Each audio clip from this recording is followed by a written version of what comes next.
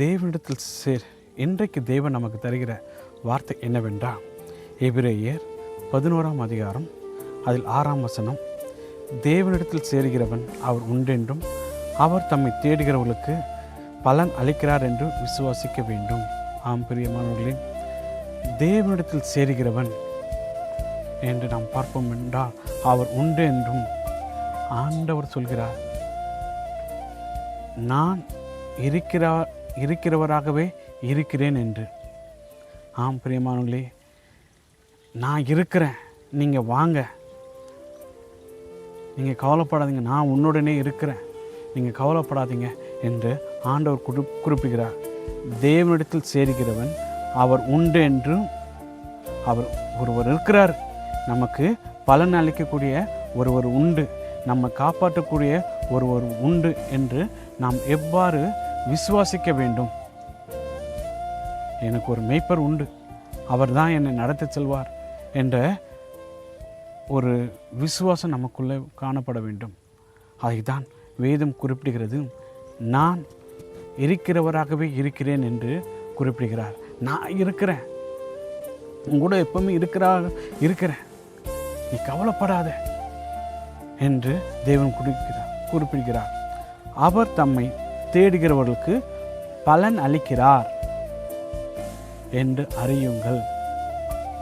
ஆண்டவரை உண்மையாய் தேடுகிறவர்களுக்கு பலன் நிச்சயமாய் அளிக்கிறார் என்பதை நாம் அறிந்து கொள்ள வேண்டும். இப்பொழுது நாம் ஒரு ஆபரண நகையை நாம் துளைத்து விட்டால் நாம் தேடுவோம் அல்லவா? எவ்வாறு தேடுவோம்? அந்த பொருளுடைய வேல்யூ அதிகமாக இருப்பதனால் நாம் அதை தேடிக்கொண்டே இருப்போம்.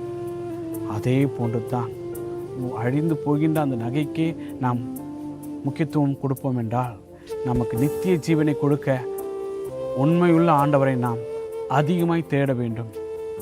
நமக்கு பரலோகத்தில் ஒரு ஸ்தலத்தை ஏற்படுத்துகிற ஆண்டவரைக்காக நாம் அதிகமாய் அவரை தேட வேண்டும். எவ்வாறு தேடலாம்? வேதம் குறிப்பிடுகிறது, அதிகாலையில் தேடுகிறவர்கள் என்னை கண்டடைவார்கள் என்று. ஆம் பிரியமானவர்களே, தேவன் சொல்வதை நாம் கடைபிடிப்போம். அவர் இருக்கிறார் என்பதை நாம் விசுவாசிப்போம். தேவனிடத்தில் சேர்கிறவன் அவர் உண்டென்றும் அவர் தம்மை தேடுகிறவர்களுக்கு பலன் அளிக்கிறார் என்பதை நிச்சயம் விசுவாசிக்க வேண்டும். ஆம் பிரியமானவர்களே, நாம் தேவனை தேடுவோம், தேவன் நமக்கு பலன் தருவார் என்பதை நாம் விசுவாசிப்போம். கர்த்தர் உங்களுடைய விசுவாசத்தின்படி உங்களுக்கு ஆக கடவுது. கர்த்தர் உங்களை ஆசீர்வதிப்பாராக. பரிசுத்தமுள்ள எங்கள் பிதாவே, உம்மை நன்றியோடு துதிக்கிறோம். ஆசீர்வதிக்கப்பட்டு தான் இந்த வேலையில் உம்மை துதிக்கும்படி நீங்கள் பாராட்டின கிருபைக்காக உமக்கு நன்றி செலுத்துகிறோம். தகப்பனே, உம்மை தேடுகிறவர்களுக்கு அப்பா நீங்கள் பலன் தருகிறீர்கள் என்று நாங்கள் விசுவாசிக்கிறோம். அப்பா, எங்கள் விசுவாசத்தின்படி எங்களுக்கு ஆக கடவுது ராஜாவே. அப்பா, நீர் எங்களை தகப்பனாக இருக்கிறபடியால் நன்றி செலுத்துகிறோம். எங்களை ஆசீர்வதிங்க, பலப்படுத்துங்க.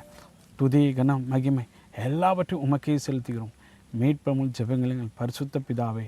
ஆமென்.